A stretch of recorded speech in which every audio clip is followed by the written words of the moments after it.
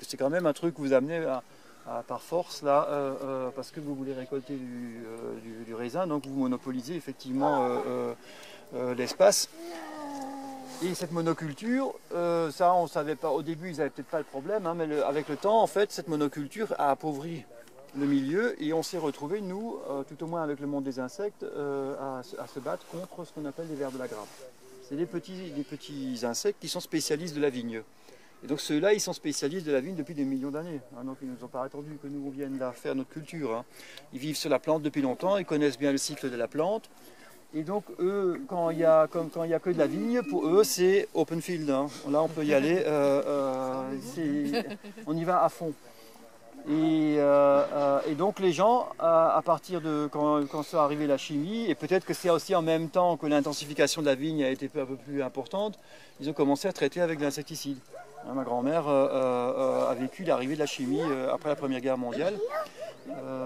Et donc ils ont commencé à traiter avec de l'insecticide. Et alors effectivement ça fonctionne à peu près, quoi, mais vous mettez de l'insecticide. Alors ici il y avait une forte tension entre les vignerons et les apiculteurs dans les années 80. Ouais, et moi je suis devenu président du syndicat viticole en 89, pardon. Et alors là j'ai eu de la chance qu'il y avait justement une équipe de l'INRA qui cherchait un site pour expérimenter le trichogramme viticole. Alors nous on ne savait même pas ce que c'était le trichogramme viticole. Et donc c'est un insecte plus petit que le ver de la grappe. Parce qu'en fait le monde des insectes est très complexe. Hein, parce que comme ils vivent pas longtemps, après ici bon, bah, les plus gros on les voit, il y en a même qui nous piquent. Mais alors les tout petits, il y en a tout plein qu'on ne connaît même pas. Et moi comme dit j'avais fait mes études, mais c'était pas connu, ça s'est révélé après. Ça veut dire qu'il y a des gens qui ont observé la vigne, et puis après vous avez des pontes dessus, et alors ces pontes-là, ils les ont collectées, et ils ont vu que de certaines pontes, il y a un autre insecte qui sort que celui qui était prévu. Et c'est un qui pond son œuf dans l'autre, quoi. Ah, oui. Et ça existe pour le maïs, mais aussi pour la châtaigne, pour différents trucs. C'est des trucs qu'on ne savait pas, hein, comme je dis, les connaissances évoluent, et donc l'idée de ces chercheurs, mais aussi de ceux qui finançaient, enfin la région a quand même aussi financé ça, mais aussi c'était en fait de faire un élevage de ces petites bêtes, de ces trichogrammes, et de les mettre à la place de l'insecticide. Hein, mais quand même dans l'idée toujours de vendre quelque chose aux paysans. Mais alors cette équipe de chercheurs, ils étaient quand même honnêtes. Et quand ils sont arrivés ici et qu'ils ont vu qu'il y a encore un milieu avec beaucoup d'arbres autour, ils ont dit sûrement il y a du trichogramme spontané. Alors moi je n'avais pas trop compris le truc, après j'ai compris. Donc ils ont mis des pièges dans les arbres et tout, et ils ont trouvé des trichogrammes spontanés. Et ça m'a ouvert l'esprit sur ces notions d'écosystème. Ça veut dire que nous, si nous on laisse des zones de refuge, et ça c'est justement des aspects écologiques qui sont très, très, très importants. Donc si nous on laisse des zones de refuge, on aura à ce moment-là une diversité. Et c'est cette diversité qui va s'occuper du ver de la grappe à la place que moi je le fais. Donc moi je peux anticiper le truc, comme je le sais. Et donc c'est important si on peut avoir des rangs larges où on n'écrase pas tout. Donc on va essayer de laisser des herbes hautes, un tas de trucs diffus tout partout. Et à ce moment-là, ces zones-là, c'est des zones de refuge. Et là-dedans, la diversité, elle peut vivre. Et cette diversité, elle va effectivement patrouiller. Donc les pince-oreilles, les coccinelles, pour les plus gros, ils vont effectivement, eux, ils vont patrouiller là-dedans. Et puis s'ils tombent sur un œuf de ver de la grappe, pour eux, ça va être bingo. Hein, c'est comme nous... quand on trouve un fruit ou quand on a quelque chose de rare et de concentré. Et pour ces trichogrammes, c'est l'occasion de se reproduire. La seule façon de se reproduire, c'est pondre l'œuf dans l'œuf d'un autre, quoi. Alors pour eux, c'est bingo, quoi. Hein. Donc ils vont effectivement patrouiller et chercher des nids. Et seulement, ce qu'il y a, c'est que ce trichogramme vigne, il n'a pas beaucoup d'autonomie. Ça veut dire qu'il ne peut pas aller loin. Et ça rejoint un peu l'histoire des arbres, vous voyez, dans le temps. Quand il y avait un milieu arboré, il y avait beaucoup de zones de refuge. Hein, quand vous avez un milieu comme ça de steppe agricole, hein, c'est fini, là, les refuges. Hein, donc là, ils avaient dans le temps... Donc ce trichogramme viticole, il n'a pas le rayon d'action. Donc il faut qu'il y ait tout plein de lieux de vie, quoi. Hein, pas juste un petit peu au bord, quoi, mais tout plein de lieux de vie. Et c'est comme ça qu'on peut arriver à... Alors, donc moi je le pratique, ça. Ça veut dire qu'on n'utilise aucun insecticide. Pas bio non plus, quoi. Non, donc là, la liaison là, avec les chercheurs, elle était excellente parce que ils m'ont ouvert l'esprit sur les notions d'insecticides bio qu'on a utilisé alors dans les années 90. Et puis là, maintenant, ça fait bien 10, 12, peut-être 15 ans qu'on n'utilise plus aucun insecticide, quoi. Mais c'est comme dit basé, si on peut, on va faucher que la moitié. Et on va refaire, donc on va laisser une partie tranquille, parce que quand vous passez là avec une machine, même une faucheuse, bon, c'est mieux que de passer avec l'herbicide, hein, beaucoup mieux. Mais disons que c'est quand même tempête, hein, parce que quand vous passez avec des lames machin qui écrasent tout au niveau du sol, hein, ça c'est sauf qui peut, hein, pour ceux pour les plus gros organismes. Hein, bon, les petits ils s'en tireront toujours, mais les acacias. Alors après, donc cette vigne, donc ça permet comme dit d'avoir le rang large, grande surface de feuilles et qualité du vin. Hein. Ça c'est toujours le. Et ensuite, nous on ressent quand même l'effet climatique. Ça veut dire qu'il y a 30 ans, il y avait 110 jours entre la floraison de la vigne et la récolte, et maintenant il y a 90 jours. Ça veut dire que ça le fait plus vite. Alors déjà au moins ça le fait, donc c'est déjà pas mal. Hein, oui. Parce que on pourrait aussi avoir la zone terrible de rien récolter du tout, quoi. Bon, alors on récolte, alors c'est bien, et sauf qu'en général, alors cette année est un peu décalée, hein, on ne sait pas ce qu'il y aura plus tard, mais disons qu'en général, comme on est plus tôt dans la saison, donc le soleil plus haut, et donc ça fait plus vite, et ça fait que l'acidité disparaît du raisin. Et s'il n'y a pas d'acidité, c'est difficile pour faire du vin. À un certain niveau, après, c'est même plus possible, parce qu'on ne peut pas ajouter comme ça. Acheter une poudre, vite fait qu'on ajoute, ça va pas, ça. C'est l'opposé du vigneron, hein, le vinaigre, hein, parce que c'est l'étape suivante, quoi. Mais, donc on va essayer de, alors ça c'est maintenant, donc il y a eu toutes sortes d'idées là-dessus, hein, ça veut dire planter des cépages de la vallée du Rhône, hein, puisque nous on commence à voir le climat de la vallée du Rhône, ou Provence à ce moment-là, on peut dire, on plante leurs raisins à eux. Sachant qu'eux, ils ont aussi une évolution dans les vins, hein. Ils font maintenant des vins de 14 degrés, manque de fraîcheur et machin, et c'est vrai que c'est des rosés, bon, enfin, moi je les aime pas trop, mais bon, après chacun son goût, hein, mais bon. Donc nous, on a un créneau pour des vins entre 10,5 et 12,5 d'alcool, et avec de la fraîcheur du fruit. Donc, ça veut dire que ça correspond un peu au climat qu'il y avait ici toujours, quoi. Et donc avec les arbres, on pourrait imaginer de tempérer ça. Ça veut dire qu'on ne peut pas refaire le passé, mais on peut en fait préparer, ça veut dire essayer de créer un milieu qui temporise, quoi. Et alors il y a des gens qui l'ont essayé ça pour des cultures, et puis ça a été mesuré après, donc il y aurait 3 degrés de différence, mais il faut quand même plus d'arbres que les 5 là. Hein. Donc il faut à peu près, moi je me prépare comme ça à peu près pour un arbre tous les 10 mètres, ou un arbre tous les 15 mètres, mais qui sera taillé.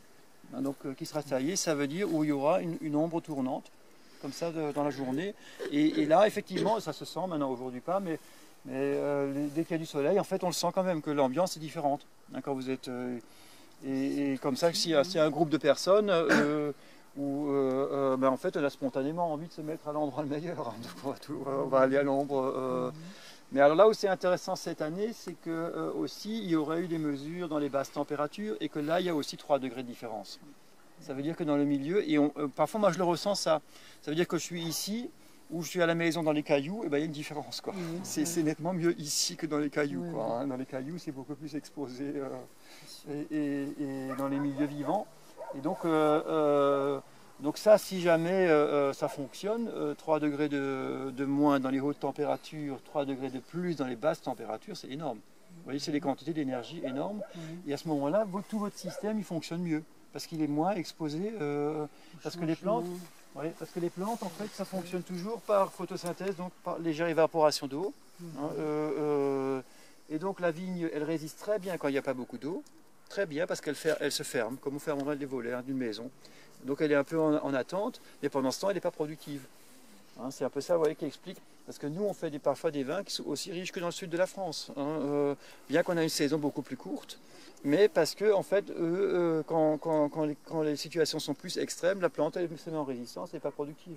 Elle va faire de la photosynthèse 2-3 heures le matin, 2-3 heures le soir, quand c'est possible, et le reste du temps, elle se met en stand-by, parce que sinon, elle perd son eau et elle meurt, quoi. Et donc la vigne, comme ça, elle est très résistante à la température, mais elle n'est pas productive. Donc vous avez un tas d'heures de perdu, quoi. Donc, à la fin de la saison, vous risquez de pas y arriver, quoi. Donc là, si on peut légèrement temporiser, vous allez augmenter toute la productivité végétale. Et par exemple, en 2003, la prairie, elle était complètement sèche.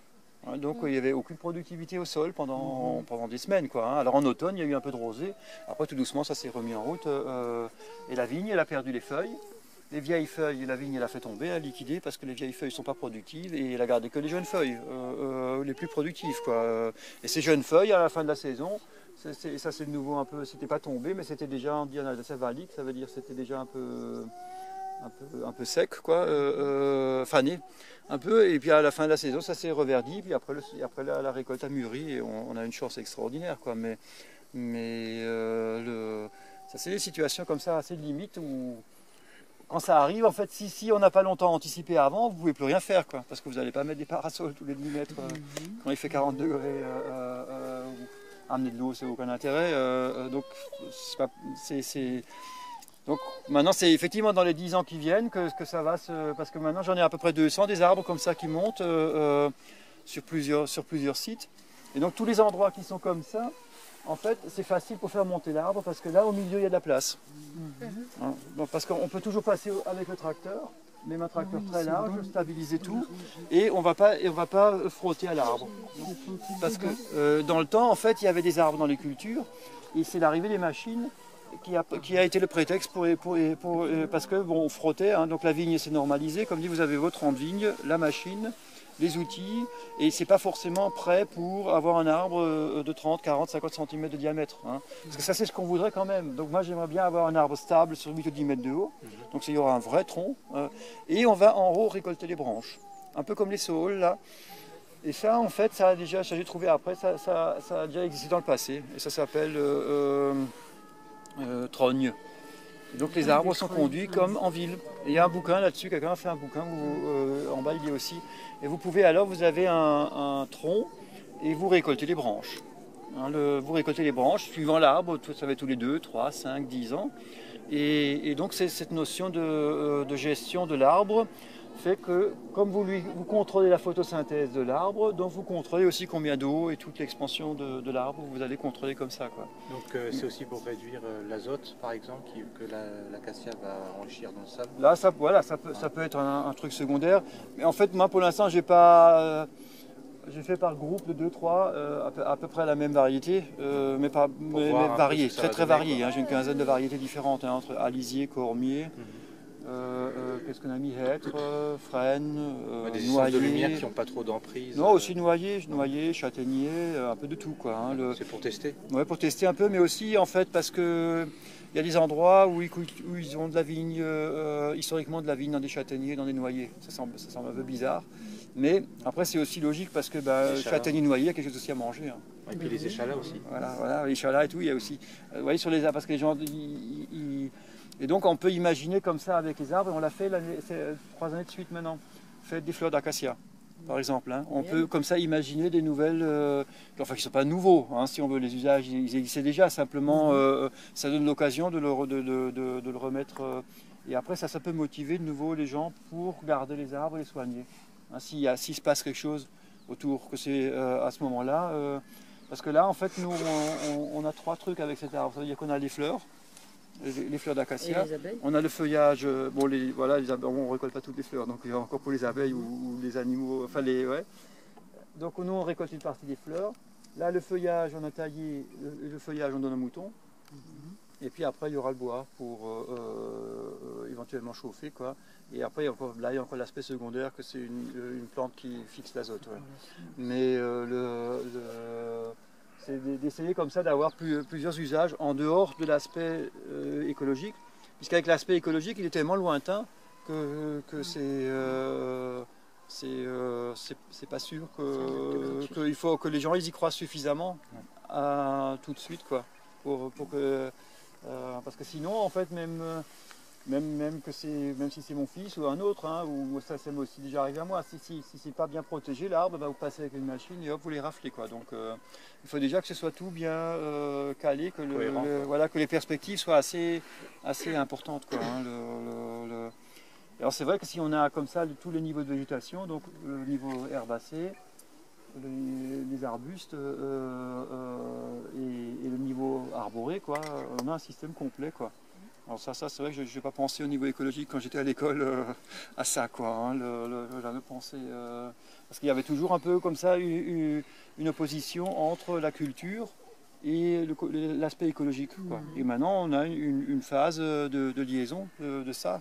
Et ça c'est quand même des perspectives assez intéressantes, quoi. Hein, je n'ai jamais pensé. Et ça on peut faire. Alors après. Enfin, on peut aller après ou l'après-midi à la vigne là derrière. Hein. C'est une vigne effectivement qui est comme ça, ben, sur 100 mètres et sur 140 mètres. C'est un truc, une vigne énorme, quoi. Et puis là-haut, on a aussi une très grande comme ça, où il y a des possibilités. Là, c'est assez important. Hein. Et donc c'est juste un peu maintenant un peu difficile parce que au niveau Alsace, ils ont fait, enfin au niveau national, mais Alsace pareil, ils ont fait évoluer la gestion des vignes. Ça veut dire que pendant longtemps, enfin toujours, c'était libre, tu pouvais cultiver ta vigne comme tu voulais. Tu étais jugé, enfin jugé, contrôlé plutôt sur la qualité du vin.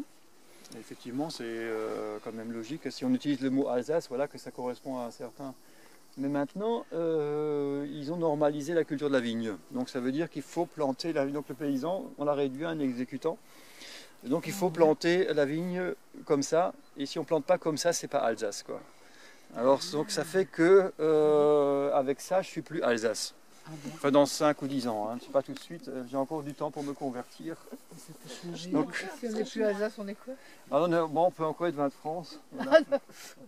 Donc vin de France, c'est ce qu'on appelait avant vin de table. C'est vrai que c'est un peu péjoratif, mais pas tellement non plus, parce qu'en fait, paradoxalement, vin de France, vous êtes sûr d'avoir un vin qui n'est pas chaptalisé, hein, puisque les appellations. Donc c'est comme ça qu'ils espèrent mettre les gens dans le pas, parce qu'ils disent de toute façon il vous faut l'appellation pour chaptaliser. Et moi et puis d'autres collègues le savent aussi, et pratiquent. Ça veut dire en fait il faut pas chaptaliser, on n'a pas besoin de chaptaliser. Ça c'est une grosse erreur, c'est de mettre du sucre, hein, pour augmenter le degré. On n'a pas besoin de ça, parce que d'abord pendant des siècles en Alsace on a fait du vin sans ça. Et maintenant avec les connaissances qu'on a, surtout la physiologie de la vigne, là, avec la longueur de la branche, ou la taille du feuillage par rapport au volume des grappes, et les connaissances elles sont tellement importantes et assises que c'est assez facile pour faire du raisin sans chaptaliser. C'est pas compliqué, quoi. Donc tout le monde. Pourquoi veut-on normaliser la façon de planter? Ouais, ça c'est des gens qui ont. C'est parce qu'il y a des réunions professionnelles et puis vous avez des gens comme ça, ils se sont dit que. Enfin, c'est une théorie qui voudrait que quand les rangs de vignes sont étroits, il y a de la concurrence entre pieds de vigne et donc ça améliorerait l'enracinement et la qualité du vin. Moi, j'ai pas constaté ça et nous on a une vigne très étroite au Kastelberg et c'est mon seul un regret que j'ai planté en 83. Ça je ferai plus, quoi. Mais en fait, moi je crois plus à différents types de plantes et qu'il faut qu'il y ait des associations entre ces plantes. Et là, de toute façon, le fait que c'est enherbé en permanence fait que la vigne descend. Alors, nous, on a fait comme ça dans l'eau de vigne en lyre, on a fait ce qu'on appelle un profil. C'était dans une formation avec Claude Bourguignon. Et donc c'est une personne qui fait un peu des conférences et il est un peu rentre dans le lard, quoi, hein, mais il n'a pas tort. Après, bon, après il est limité aussi, hein, comme tout le monde. Hein, c'est quand même qu'une personne. Hein, et donc il me connaît maintenant, il m'a repéré. Mais alors il est venu, ça s'est fait chez nous le truc, enfin la phase finale de la formation, parce qu'il fallait un endroit avec différents types de sols et une pelleteuse pour faire assez vite. Donc moi j'ai ça, différents types de sols et la pelleteuse. Et donc on a fait la fin de formation chez nous et on a creusé alors au milieu des rangs en lyre, justement, je suis avec la pelleteuse, j'ai creusé. On a creusé chez nous, chez un autre qui a des rangs normalisés, là, et qui bio, et et encore un autre qui a des rangs normalisés, mais conventionnels, donc en chimique. Et donc chez moi, il était assez étonné parce qu'il y avait effectivement beaucoup de vers de terre comme dans une prairie. C'est logique, hein, et on a trouvé au milieu du rang, on a creusé 1,50 m et on a trouvé les racines de vigne. Donc les gens qui disent que la vigne, ça va pas, ça s'expanse pas, enfin, tout au moins là, c'était pas juste. Et chez le voisin qui fait bio et normalisé, je peux vous dire que c'était difficile pour creuser quand même, hein, parce qu'il avait quand même un sol qui était beaucoup plus compact que le mien, qu'avec la pelleteuse, il fallait gratter avec les dents, et après seulement tu pouvais remplir le godet, quoi. Que chez moi tu pouvais remplir le godet comme ça, quoi. Et le voisin en chimique, Donc chez lui, c'est vrai que c'était pas tassé, donc ça veut dire que le godet se remplissait. Par contre, il avait plus les vers de terre, il y en avait quelques-uns. Et ils étaient tout à fait dans le fond déjà, c'était au mois de juin, préparés pour résister à l'été, quoi. Mais plus du tout actifs, alors que chez moi et chez le collègue en bio, avec la bourre, les vers de terre étaient encore actifs, quoi. Étaient actifs, donc c'est cette notion effectivement de vie du sol qui est magnifique, et où là il fait des conférences pas mal, quoi. Mais après en vigne en lyre, lui, comme ça vient de l'INRA et que c'est un truc récent, il est par principe, il est opposé. Là il fait un blocage, c'est tout, hein, mais moi j'ai pas... Autrement, je trouve que c'est une personne intéressante, hein, sur la vie du sol, ouais, absolument. Mais après tout ce qui vient de l'INRA n'est pas forcément mauvais, hein, faut pas... eux, ces gens-là, ils répondent à des cahiers de charges. En fait, ils ont des appels à projets. Hein, si on veut au niveau national, ils disent bon ben voilà, il y a 100 millions pour ça et ça, et donc ils remplissent un dossier et puis ils sont financés là-dessus. Hein, c'est comme ça que ça marche. Hein, donc, si on leur dit de chercher un écosystème, ils vont chercher l'écosystème. Mais au jour d'aujourd'hui, les gens de l'INRA ils disent que c'est des trucs comme moi je fais. En fait, eux, ils ne peuvent pas le faire parce qu'ils n'ont pas l'argent et puis ils n'ont personne ils n'ont pas les terrains et puis en fait, quand il y a des interactions diverses, c'est pas évident pour publier après quelque chose, hein, parce que hein, après ils sont aussi jugés sur les publications et quand c'est complexe comme ça, parce qu'il peut y avoir des interactions diverses qu'on n'a pas forcément pensé au début, quoi. Hein, et après, moi j'ai comme dit cette chance. Alors on peut aussi faire, il y a un domaine viticole qui fait partie du département de l'Hérault, au nord de Montpellier, où ils ont des essais. J'ai une photo en bas. Je suis allé visiter ça là-bas. Ça s'appelle Restinclière. C'est le lieu-dit qui s'appelle comme ça. C'est pas la ville ou le village de Restinclière, parce qu'il y a plusieurs fois ce nom là dans le sud. Hein. Et là, c'est un très gros domaine, hein, un très gros domaine agricole dans le temps, hein, genre dans les 200 hectares, où ils avaient toutes sortes de cultures, y compris de la vigne. Et c'est le département qui a acheté ça il y a peut-être une quinzaine d'années ou vingtaine d'années. Et là, ils ont dans la partie vigne, ils ont alors fait de l'expérimentation comme ça en place, mais alors ils ont supprimé les rangs, quoi. Ça veut dire qu'ils ont la vigne à peu près en verticale à 2 mètres, 2 mètres 20, et puis tous les 5-6 rangs, ils ont enlevé un rang de vigne et ils ont mis une rangée d'arbres. Avec des arbres variés, c'est assez intéressant avec des arbres genre cormier. Et puis après, intéressant, ils ont aussi fait avec des pins. Mais c'est un peu dommage que ces pins, ils les ont pas taillés. Donc le pin a effectivement monopolisé les ressources du sol. Parce que là-bas, c'est différent, hein, par rapport à l'eau et tout. Hein, c'est quand même différent au climat qu'on a ici. Hein, c'est quand même un climat beaucoup plus sec. Et beaucoup plus de tension sur l'eau, tout au moins. Et donc là, la vigne, effectivement, elle n'a pas supporté, quoi. Parce que le résineux, lui, comme il photosynthétise toute l'année, il monopolise aussi la vie du sol.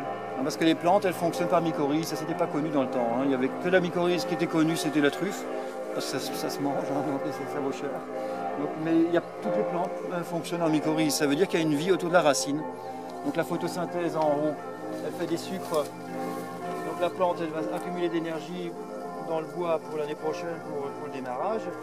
Mais elle envoie aussi, via la sève descendante, elle envoie des sucres dans le sol pour la vie autour des racines. Et ça s'exprime beaucoup avec la vigne. Hein. C'est cette vie autour de la racine qui va aider pour avoir des minéraux. Et donc ici, on a des terrains de grès et d'ardoise, on goûtera les vins, et ça fait des vins différents. Hein. Mais donc ces notions de mycorhize, alors avec les résineux, effectivement, c'est pas évident, parce que comme le résineux, il fonctionne toute l'année, donc il va nourrir la mycorhize tout le temps, il va vraiment monopoliser la vie du sol autour de lui. Il faudrait voir ce que ça donne s'ils sont taillés. Donc moi, avec résineux, je ne l'ai pas fait. Pour l'instant, j'en ai pas planté là, parce que là, au niveau de la famille, ça aurait été déjà comme ça c'était une limite. Et donc là, si avec un résineux, bon, je l'ai pas. Je vais probablement l'essayer, mais pas. Maintenant, ça va, comme il y a un peu une résonance autour de ça, ça commence à être de mieux en mieux accepté, quoi. Après, c'est aussi possible qu'il y ait un facteur pas connu aujourd'hui, mais un arbre comme ça, même s'il est 2 fois plus haut, en 10 minutes, il est coupé. Hein. Et même à la main, hein, mais par contre, pour qu'il ait les 10 mètres, il faut au moins 10 ans, quoi. Donc il faut vraiment beaucoup anticiper, quoi. Hein. Et c'est cette notion, et donc la notion de taille. C'est très important, parce que si on ne le taille pas, à ce moment-là, en fait, il va faire une boule, hein, ou un parasol, il va faire sa logique, et là, il est très exposé au vent. Parce que les arbres, comme ça, Parce que l'arbre, en fait, quand il est petit, la crainte, ça va être l'herbivore. Parce que pareil, l'arbre s'est concentré, donc l'herbivore, il ne va pas le louper. Hein. Chaque fois, et avec des herbivores, tu peux effectivement réduire une forêt en steppe. Hein. Ça, c'est clair, quoi. Mais une fois que l'arbre est grand, après, c'est le vent. Hein, c'est le vent qui va effectivement le... Et là, l'action humaine, en fait, de tailler régulièrement l'arbre, fait qu'il y a moins de prise au vent. C'est comme sur un voilier avec le mât. Et là, on ne peut pas ajuster la voilure quand il y a la tempête, donc il faut ajuster avant. Il faut ajuster avant et vous ajustez la voilure. Et à ce moment-là, votre arbre il est très résistant au vent. Et au niveau écologique, ça c'est surtout avec le livre Trône, là ça m'a ouvert l'esprit, c'est que quand c'est taillé, donc il va y avoir des anfractuosités. Et tout ça, ça c'est très très favorable à la vie, quoi. Et ça c'est aussi, donc les arbres taillés, en fait, il y a plus de biodiversité que sur l'arbre. Alors bon, maintenant on me dirait, moi je suis paysan, hein, donc je défends effectivement aussi mon métier un peu, mais je trouve que c'est intéressant de savoir que finalement l'action de l'homme, elle peut aussi être très favorable à la biodiversité. Ça c'est quand même aussi au niveau humain un message important, quoi, parce qu'on n'est pas juste là pour qu'effectivement qu'on va couper, récolter, brûler, manger, mais disons qu'on peut aussi par notre action favoriser tout l'ensemble, quoi. Et ça c'est quand même important, hein, que finalement l'homme sur Terre soit un super jardinier. Et on pourrait, comme dit, imaginer de piloter le climat, quoi. Le pas faire la pluie et le beau temps, mais disons temporiser un peu le contraire de ce qu'on a fait jusqu'à maintenant avec le béton, les cailloux, quoi. Hein. Quand on construit, ou quand on amplifie les phénomènes, et que maintenant, il faudra peut-être essayer de temporiser les phénomènes au lieu de les amplifier, quoi. C'est le même phénomène sur les haies.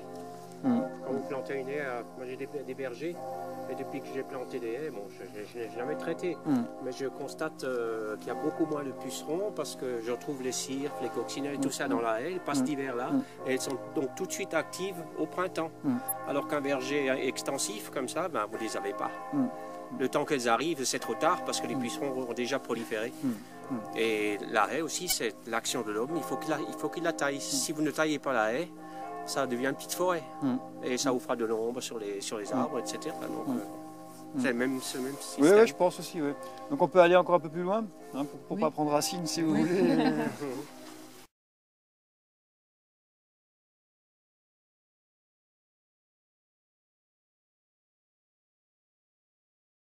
Parce que comme dit dans les chercheurs, c'est quand même important, hein, cet aspect recherche. Et donc là, la vigne, vous voyez le pied, c'est toujours un pied de vigne, c'est-à-dire c'est la liane. C'est la liane, et ensuite elle est taillée avec une charpente de poutre, et puis vous avez de chaque côté de nouveau le palissage comme on a d'habitude. Ça s'appelle, alors ils ont appelé ça vigne en lyre parce que bon, il fallait bien donner un nom. Et l'intérêt en fait c'est d'avoir une grande surface de feuilles et des rangs larges. Comme ça on peut aller, pour moi l'intérêt c'était, parce qu'ici il n'y a pas beaucoup de pentes, il y a des endroits avec plus de pentes, donc on peut aller avec une machine qui ne se renverse pas. Et puis moi je l'ai commencé ça en 89 parce que c'était le vin qui était préféré des agriculteurs. On essaie toujours d'avoir le meilleur vin, ça c'est tout le monde essaye de faire au mieux, quoi.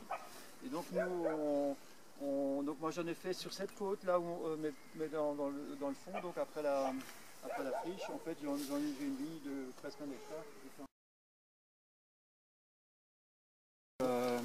Au printemps prochain si on veut l'attacher.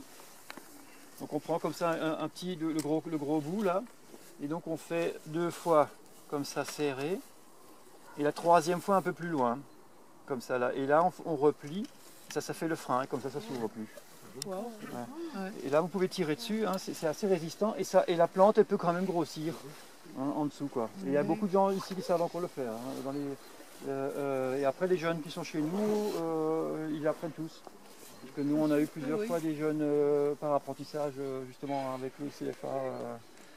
Et donc ceux qui sont là par apprentissage, comme ils sont beaucoup dans l'entreprise, on a le temps de leur apprendre. Ceux qui viennent qu'un mois, on ne peut pas trop leur apprendre des trucs comme ça. Vous pouvez remontrer encore une fois ? Ouais.